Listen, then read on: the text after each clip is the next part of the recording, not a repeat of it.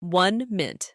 Ego. So, picture this. It is almost midnight, 8 minutes left on the clock, and something big is happening behind closed doors in Washington, something the cameras are not allowed to show. Phones are going crazy inside the White House. Energy officials are throwing numbers around like it is some kind of emergency math class. Governors are blowing up the phone lines, demanding someone tell them what is going on.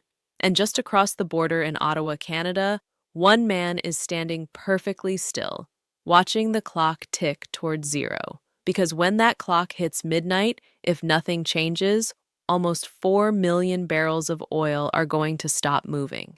Nearly 3 billion cubic feet of gas will disappear from the lines.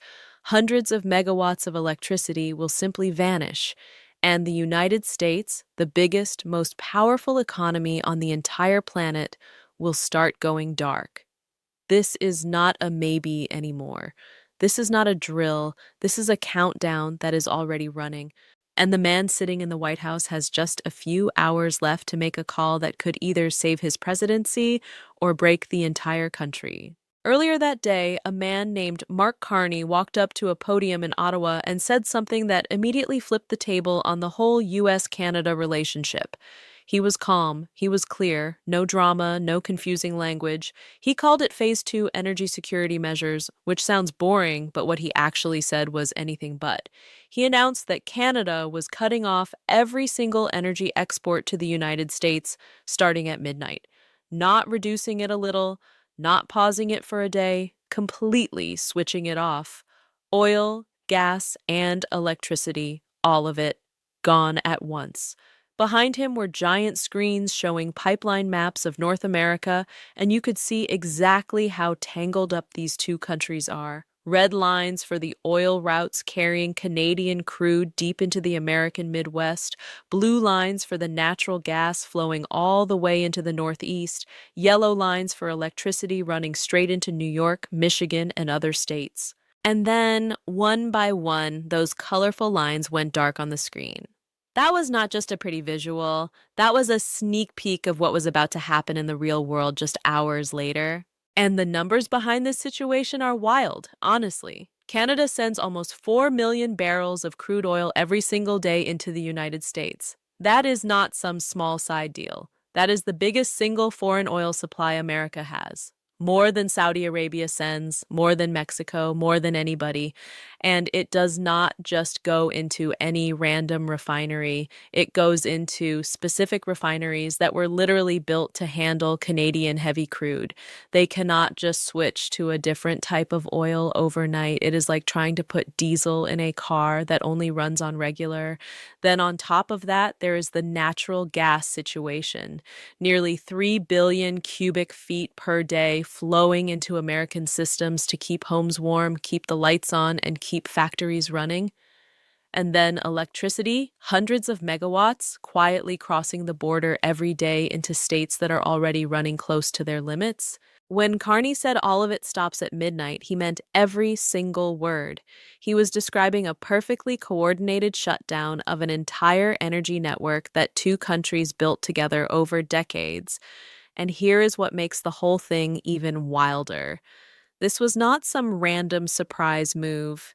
Just hours before that announcement, Carney had publicly invited Donald Trump to sit down with him on live television and negotiate this whole thing in front of the entire world. Trump said no, then he said no again. Both rejections were shown on live TV for millions of people to see. So what could have been a quiet backroom deal became a very public showdown. Carney gave warnings, he gave time, he gave chances. And then, when none of that worked, he pulled the trigger. Back in the United States, the reaction was instant and messy. The stock market had already been sliding all day as people got more and more nervous. But this announcement did not just make people nervous, it made them panic. Energy traders started crunching numbers in real time, trying to figure out how bad this is actually going to get. How long can a refinery keep running if the oil stops coming in? How fast will gas shortages show up at the pump? What happens to power grids that are already stretched thin? And the answers were not great. Most refineries keep only a few days of supply on hand. Pipeline systems are not built like storage tanks. They are built for constant movement. The moment the flow stops, the clock starts ticking. Within 2 days, refineries start slowing down. Within 3 days, you can actually see fuel shortages. Within a week, the whole thing starts falling apart, and these are not guesses made up on the spot. This is just how the system works. Then there is the political side of it, because this is not purely about pipelines and oil barrels. This is about power and leverage. Carney made that crystal clear without even having to spell it out. The shutdown is reversible. The second the United States agrees to the conditions that Canada has already put on the table multiple times, the energy starts flowing again. That means the crisis is not happening because there is not enough oil or gas in the world. It is happening because two governments are stuck in a standoff and neither one is blinking. Back in Washington, that reality is slowly sinking in. There is no quick fix here. The Strategic Petroleum Reserve exists, yes, but it does not solve the refinery problem. Domestic oil production exists, but you cannot magically pump millions more barrels overnight. Imports from other countries exist, but the global market is already tight, and getting deliveries rerouted takes weeks. Every possible solution requires time, and time is the one thing that is running out. Every minute that goes by, the system gets closer to its breaking point. Pipeline operators are getting ready to close their valves. Grid managers are preparing emergency protocols. Utility companies are drawing up backup plans. And millions of regular Americans are going about their evenings with absolutely no idea how fast things could start affecting them. This is the moment where the whole thing shifts. Not next month, not next week, tonight, not next. Now, here is something important to understand. The scariest part of this situation is not just how much energy is being cut off, it is how fast the consequences spread once the supply stops. This is not a slow-moving problem, it is more like a line of dominoes. Once the first one falls, the rest go down faster than anyone is ready for. At the very moment the shutdown takes effect, nothing looks different from the outside. No explosion. No sudden darkness. Gas stations are still open. Lights are still on. For a few hours, everything feels completely normal. But under the surface, the system is already breaking. Pipelines that used to carry a constant rush of crude oil go quiet. Pressure inside those lines starts dropping. Natural gas slows to a trickle and then nothing. Electricity that used to cross the border just disappears, and the regions that depend on it every day suddenly have a gap they cannot fill. Within the first half day or so, early warning signs start popping up. Refinery operators notice the crude coming in has slowed down. They dig into their stored inventory, but that only lasts so long. Refineries are not built to sit on stockpiles for weeks. They are built to keep moving, keep processing. When the input stops, the countdown begins right away. By around the 1-day mark, things start to crack visibly. Refineries with smaller emergency buffers begin cutting back how much they process. It is not a full shutdown yet, but it is the first real sign that something is wrong. Less crude being processed means less gasoline being made, less diesel, less jet fuel. At the same time, natural gas utilities in the Northeast and Midwest start quietly asking big industrial customers to pull back on how much they use. Not a request, really, more like a polite warning that things are getting tight faster than expected. Electric grid operators are glued to their screens. The loss of Canadian electricity might not sound like a huge deal compared to total U.S. production, but in certain regions, it plays a key balancing role. Without it, there is almost no room for error. Operators start switching on backup generators. But here is the catch. A lot of those backup plants run on natural gas, and that supply is already under pressure. By around the 2-day mark, the crisis stops being something only experts can see. Multiple refineries announce full shutdowns because they simply do not have the right kind of crude to process anymore. And this is a turning point. Once a refinery shuts down, getting it back up and running is not quick or easy. It takes time, careful coordination, and a reliable supply. The moment that happens, gasoline wholesalers go into panic mode. Prices jump not by a few pennies, but by massive amounts. 40%, 50%, in some places even more. Natural gas markets go haywire at the same time. Utilities are fighting each other for whatever supply is left, and prices shoot up. Factories and industrial facilities start shutting down because they cannot get the fuel they need to keep operating. This is the point where the crisis escapes the energy sector and starts bleeding into the whole economy.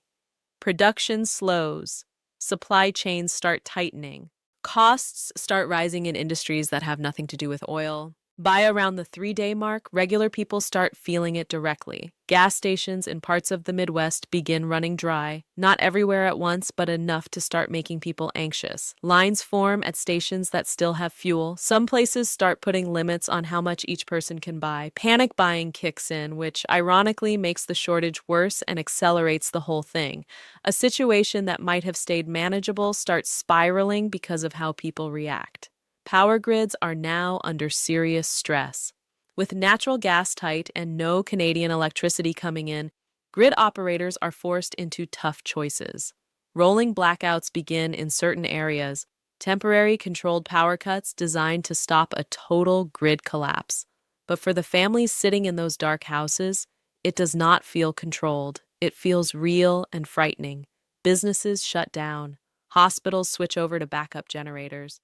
By around the 4-day mark, nothing is stable anymore. Fuel shortages spread beyond the Midwest, prices spike coast to coast, natural gas shortages start hitting regular homeowners, especially in colder places where people still need heat. Some homes lose it entirely.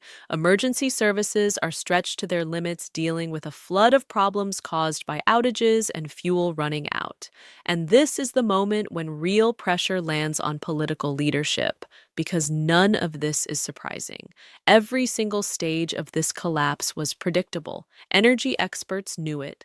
Analysts knew it. Even government officials knew exactly how it would unfold. The only open question was whether someone would let it happen. Now that it is happening, the conversation shifts from prevention to damage control, and those are two very different conversations. Inside Washington, the emergency meetings are not about getting ahead of anything anymore. They are about reacting to a situation that is already in motion. Officials are watching numbers change by the hour. Fuel reserves dropping, prices climbing, people rushing to buy whatever they can before it gets worse. And underneath every number is a simple, uncomfortable truth. The longer this goes on, the worse it gets, and there is a way to stop it. The energy can come back, the pipelines can reopen, but doing that requires someone to make a decision. And that decision comes with its own political cost. While that decision is being debated and delayed, the real world is not pausing for anyone. The system keeps weakening. More people every hour are moving closer to a reality they never thought they would have to deal with. One where fuel is hard to find, power is unreliable, and the normal, steady, invisible infrastructure of daily life is no longer something they can count on. So while the crisis is moving from a prediction into something you can actually see and measure, all the attention behind closed doors turns to the question of whether the United States has any real options left. The answer is not a comfortable one. Less than half an hour after the Ottawa announcement, top people from the Department of Energy, the Federal Energy Regulatory Commission, and major oil and gas companies are pulled into an emergency meeting. The main question on the table is blunt and simple. Can the United States replace nearly 4 million barrels a day of Canadian crude within the next few days? The answer comes back just as fast. No. Not because America does not have its own oil. U.S. production is actually sitting at around 13 million barrels a day. But all of that oil is already spoken for. It is already flowing into specific refineries set up to handle specific types of crude. And that is exactly where the headache starts. A big chunk of the refineries in the Midwest were built specifically to process Canadian heavy crude. It is thick, dense stuff, and these facilities were engineered around it. Swapping to lighter oil from somewhere else is not like switching brands at the grocery store. It requires serious adjustments, it takes time, and in some cases, the refinery just cannot handle it without running at a fraction of its normal efficiency or shutting down entirely. The next question is whether the U.S. can quickly import replacement oil from other countries. The technical answer is yes. The practical answer is that it would take weeks, not hours. Global markets are already running tight. Lining up millions of barrels per day from new sources requires negotiations, shipping logistics, and compatibility checks. And even if you find the oil, you still have to get it to the right refineries, and those refineries have to be able to process it. Then there is the Strategic Petroleum Reserve, the underground stockpile that sounds like the ultimate safety net. Officials release it in emergencies all the time. But the catch is that even reserve oil needs to be refined before it becomes gasoline or diesel. And if refineries are shutting down because they cannot process the crude they have, dumping more crude into the equation does not fix the problem.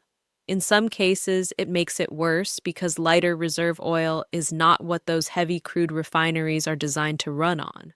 That information lands on Trump's desk, and the message is not softened at all. Fuel shortages are coming, gas prices are about to spike hard, blackouts are a real possibility. And this is all happening within days, not weeks. Trump asks whether there are emergency powers that could force the pipelines to keep running. The response is uncomfortable. The pipelines on American soil are already empty. Canada stopped the flow at the source on their side of the border. Grabbing control of pipes that have nothing moving through them does not change anything, so the conversation stops being about solutions and becomes about options. Three of them, laid out plainly. The first option is to meet Canada's conditions right now, tonight, and get the energy flowing again within a day or two. The crisis stops before it fully develops, but politically, it looks like a complete cave-in. The second option is to manage the crisis, release oil from the strategic reserve, ration fuel if it comes to that, prioritize gas for homes and hospitals, prepare for rolling blackouts, and hope for a resolution while riding out the damage. This option does not stop the crisis. It just tries to slow it down. The third option is to escalate, declare a national emergency, and move into territory that goes way beyond economics. This one carries enormous risk, international fallout, military implications, the chance of turning a fuel problem into something much darker. The choice lands on option two. Rather than stopping the crisis before it starts, the plan is to manage it as it unfolds. Shortly after, the White House goes public with emergency measures: 50 million barrels from the strategic reserve to be released over 30 days, orders to prioritize natural gas for homes and hospitals, instructions for grid operators to prepare for controlled blackouts if needed, and relaxed transportation rules to help fuel move faster across the country. On the surface, it sounds like action. It sounds like things are under control. But analysts start running the numbers almost immediately. 50 million barrels over 30 days works out to about 1.67 million barrels a day. That is not even half of what Canada is cutting off, and all of it still needs to be refined. The natural gas measures do not create new supply. They just decide who gets the limited amount that exists. The electricity plans do not generate more power. They manage a shortage. Within the hour, the general read on these announcements is the same across the board. This does not solve the problem. It confirms the problem. Governors from the Midwest and Northeast get on an emergency call together, and what they hear from federal officials is honest but not reassuring. The measures might slow things down, but they cannot prevent what is coming. And while all of that is being processed, the clock keeps ticking. The pipelines are still preparing to shut down. The flow is still set to stop. The strategy has been chosen. Manage it, ride it out, avoid bending right now. But the physical world does not care about political strategy. It cares about supply. And supply is about to drop to zero. By this point in the evening, the situation has broken out of private meetings and started showing up in public. Markets, industries, and state governments all start reacting at the same time, and the pressure builds in a way that the system is not ready for. Carney speaks again. His tone has not changed at all. Still calm, still measured, no drama. But what he says cuts straight to the core of the whole standoff. The cutoff is not forever. It is not punishment for punishment's sake. The moment the United States agrees to what Canada has already asked for repeatedly, the energy comes back on immediately. No delay, no lengthy process, just a switch getting flipped back. And that one statement changes the whole frame of the situation. Because now this is not just an energy crisis, it is a choice. Energy markets explode in response. Oil prices shoot up in after-hours trading, hitting levels not seen in years. Natural gas futures spike even harder. Traders are not speculating anymore about whether the shutdown will happen. They are already pricing in the fact that it will, and as energy prices blow up, the shockwaves start spreading into everything else. Major airlines start announcing emergency schedule cuts. Thousands of flights get canceled, not because jet fuel has already run out, but because these companies are planning for the shortage that is clearly coming in the next few days. Long international routes get prioritized. Domestic flights get axed. For regular travelers, the impact starts becoming very real. Then the trucking industry puts out its own warning, and this one is genuinely alarming for anyone who thinks about it. Trucks carry everything: groceries, medicine, mail, supplies of all kinds, and trucks run on diesel. If diesel runs short, it is not like traffic gets a little slower. It is that the supply chain stops working. The message from the industry is stark. If shortages develop the way experts expect, the movement of goods across the country could be seriously disrupted within 2 weeks. At this point, the pressure on leadership is coming from absolutely every direction at once. Governors are calling for immediate action. Entire industries are bracing for disruption. Markets are in full panic mode, and ordinary people are starting to hear about it on the news and getting nervous. Some start topping off their gas tanks early. Others start quietly stocking up on basics, just in case. And this kind of behavior, completely understandable as it is, has the effect of speeding up the exact crisis people are trying to get ahead of. When a lot of people suddenly demand more supply, whatever supply exists disappears faster. State governments start activating their own emergency plans. Some are coordinating how fuel will be distributed. Others are setting up shelters in case of extended power outages. Hospitals are double-checking backup systems. Utility companies are drawing up load management plans and figuring out which neighborhoods will lose power first if it comes to that. And remember, all of this preparation is happening before the actual cutoff has even started. The system is already cracking under the pressure of anticipation. Back in Washington, everyone wants to know the same thing. Is there any sign that a last-minute reversal is coming? Is someone about to blink? So far, silence. No announcement, no change of course, no hint that anything is shifting. And that silence becomes its own kind of message. Because while politicians debate and delay, the physical systems that keep the country running do not operate on political time. They operate on physics. Pipelines do not wait for a press release. Power grids do not respond to a speech. They respond to supply, and supply is about to vanish. Energy operators across North America begin their final preparations. This is the moment where the process becomes irreversible in practical terms.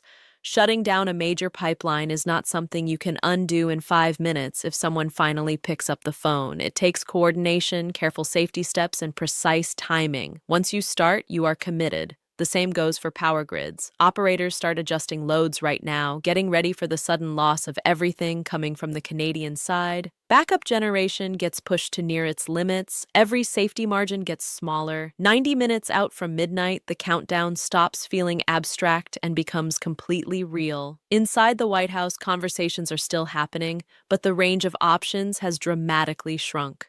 Decisions that would have been easy to make calmly hours ago are now being forced into a tiny window where every choice has immediate consequences. Public attention reaches its peak. News coverage is wall to wall. Analysts keep repeating the same thing. There is still technically time to stop this, but barely. The system is fully staged for shutdown. Valves are ready. Flows are set to stop. Grid operators are in position. Emergency protocols are armed and waiting. 30 minutes. That is all that is left. And the entire situation, all the meetings, all the warnings, all the preparation, all the politics, narrows down to one final question. Is there a last-minute call, or does the cutoff go through exactly as announced? Because if it goes through, everything that was predicted, every shortage, every disruption, every cascading failure, stops being a possibility and becomes a reality. The clock is not just moving anymore, it is almost out of time.